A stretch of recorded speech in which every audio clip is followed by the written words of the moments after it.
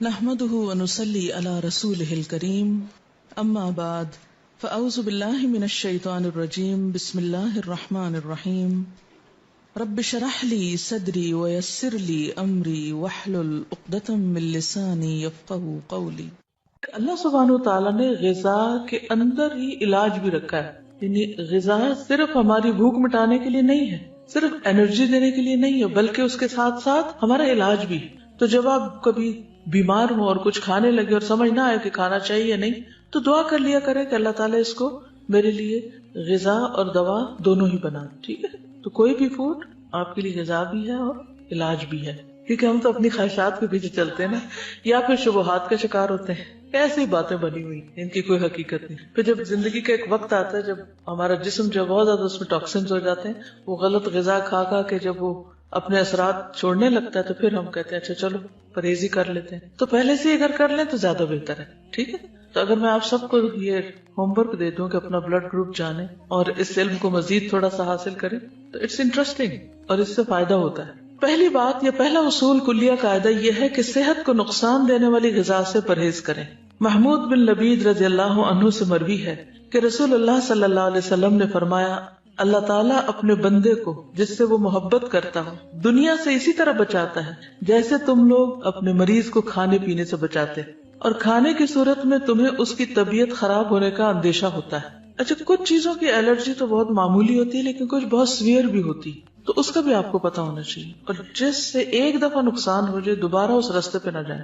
رسول اللہ صلی اللہ علیہ وسلم نے فرمایا، جب اللہ تعالیٰ کسی بندے سے محبت کرتے ہیں تو اسے دنیا سے اس طرح روکتے ہیں جس طرح تم میں سے کوئی اپنے مریض کو پانی سے روکتا ہے۔ بعض بیماریوں میں پانی پینا نقصان دہ ہوتا ہے، کسی کو معلوم ہے؟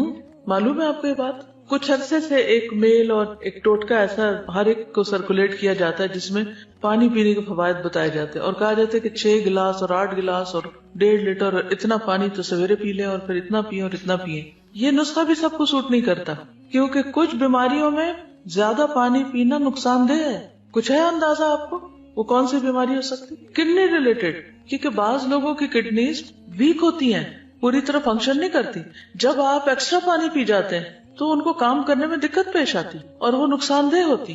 کچھ بیماری ایسی تھی جس میں صرف سپ پانی دیا جاتا ہے، بعض اوقات مریض کو پانی دیا بھی نہیں جاتا، صرف ٹھنڈی برف کو لے کے اس کو کہا جاتا ہے کہ اپنے زبان پہ لگا لیں، کہ پانی نقصان دہ ہے اس کے لیے۔ یس، وہ کہتی ہے میری خالہ کو 24 گھنٹوں میں 1 کپ پانی پینے کی اجازت ہے۔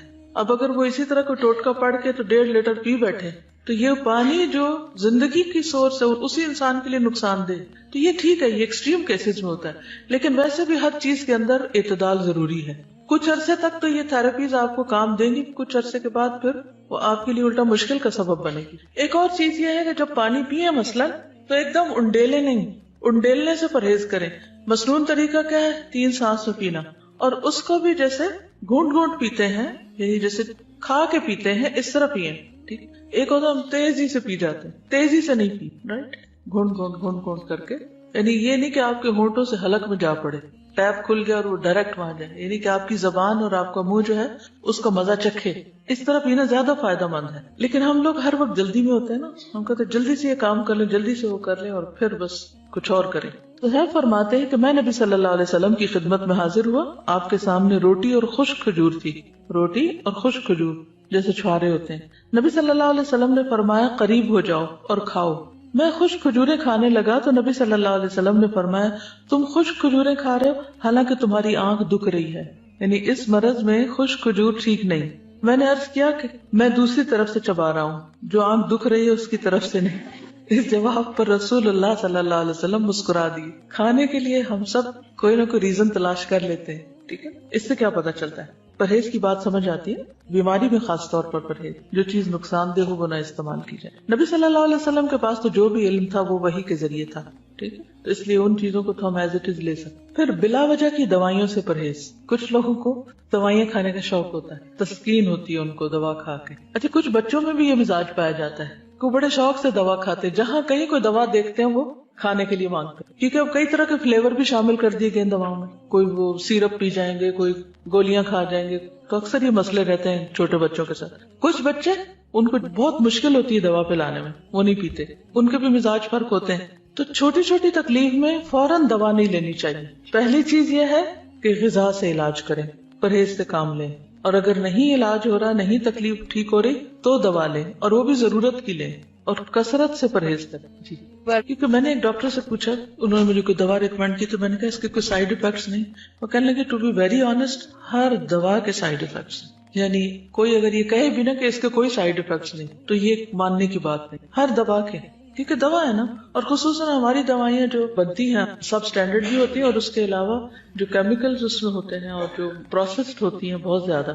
ایک تو ہوتا نا کہ کوئی جڑی بوٹیاں ہیں یا کوئی غذا ہی سے ملتی جلتی دوائیں، اور ایک یہ ہے کہ ان کو اتنے پروسیسز سے گزارا جاتا ہے اور اس میں کلر شامل کر لیے جاتے ہیں کہ ان کے سائیڈ افیکٹس ہوتے ہی ہوتے ہیں. ٹھیک ہے، تو ہر دوا زہر ہے یا عنقریب زہر بن جائے گی، کیونکہ جب اس کی کثرت ہو جائے گی، زیادہ وہ آپ کے جسم میں اس کی کوانٹٹی ہو جائے گی تو وہ زہر بنی. جب دوا چھوڑے بھی تو سٹیپ بائی سٹیپ چھوڑے، ایک دم نہیں چھوڑے. حضرت عائشہ بیان کرتی ہیں کہ بعض اوقات رسول اللہ صلی اللہ علیہ وسلم کو کوکھ میں درد ہوتا اور بہت شدید ہو جاتا. ایک دن رسول اللہ صلی اللہ علیہ وسلم کو یہ درد شروع ہوا اور اتنا شدید ہوا کہ آپ پر بے ہوشی طاری ہو گئی.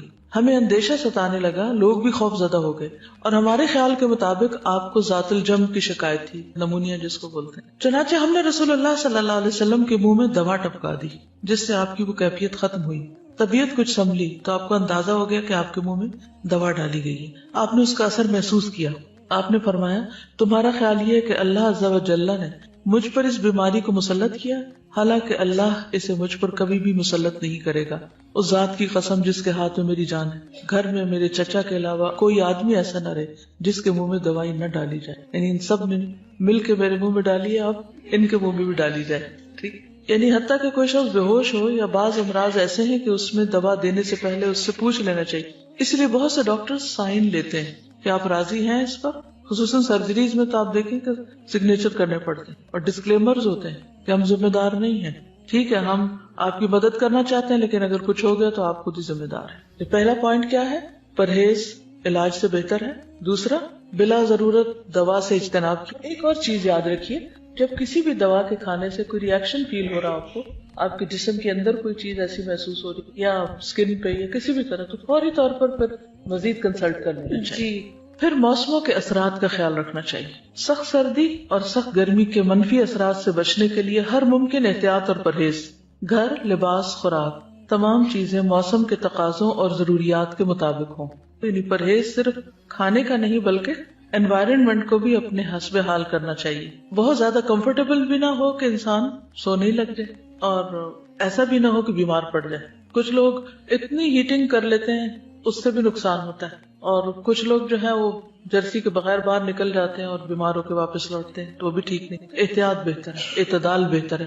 ہر شخص کو اپنے مزاج کو، اپنے جسم کو، اپنی ضروریات کو خود بھی سمجھنے کی کوشش کرنی چاہیے. اس میں بھیڑ چال نہیں کام دے گی کہ وہ یہ کر رہا ہے تو میں بھی، اس نے کچھ نہیں پہنا ہوا تو میں کیوں پہنتا ہوں. تو کسی کی نقالی مت کریں، اپنے مزاج اور اپنے بدن کو سمجھے کہ وہ کیا چاہتا ہے. اب اس میں آپ دیکھیے، جیسے موسموں کے اثرات کی بات کی نا، تو سردی سے بچیے جب سردی زیادہ ہو، گرمی سے بچیے جب گرمی زیادہ.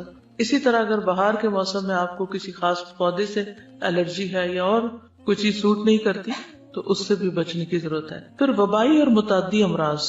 متعدی کس کو کہتے ہیں؟ کنٹیجس، جو دوسرے کو لگ جائے. جیسے فعل لازم اور فعل متعدی ہوتا ہے. متعدی کون سا ہوتا ہے؟ جو مفعول طلب کرتا ہے. تو اسی طرح متعدی بیماری وہ ہوتی ہے کہ جو ایک سے آگے دوسرے کو جا پہنچتی. امراض پھیلنے کے موسموں، خصوصاً برسات اور گرمی میں خصوصی حفاظتی تدابیر کرنا، مثلا پانی کے ذخائر صاف رکھنا، رہائشی علاقوں کے آس پاس مچھروں، مکھیوں اور دیگر کیڑے مکوڑوں کی امکانی افزائش کی روک تھام کے لیے ادویات وغیرہ چھڑکنے کا انتظام کرنا، اور اپنے تمام گرد و پیش کو حفظان صحت کے اصولوں کے مطابق ڈھالنا. گلے سڑے یا پہلے سے کاٹ کر رکھے ہوئے پھل یا سبزیاں کھانے سے پرہیز کرنا. یہ ساری چیزیں اس میں آ جاتی ہیں. یہاں پر حفاظتی ٹیکوں کی بات کی گئی ہے جس کے میں پرسنلی سخت خلاف ہوں. اس لیے میں کسی کو بھی یہ مشورہ نہیں دیتی کہ وہ بچوں کو یا بڑوں کو حفاظتی ٹیکے لگوائیں. کئی لوگ فلو شاٹس لیتے رہتے ہیں، اور بعض لوگ بچوں کو جو حفاظتی ٹیکے لگواتے ہیں اور وہ سمجھتے ہیں کہ اس میں شفا ہے. اگر آپ اس پر تھوڑی سی ریسرچ کریں تو آپ کو پتہ چل جائے گا کہ یہ بذات خود بچوں کے اندر کتنی ڈسیبلٹیز پیدا کر دیتے ہیں.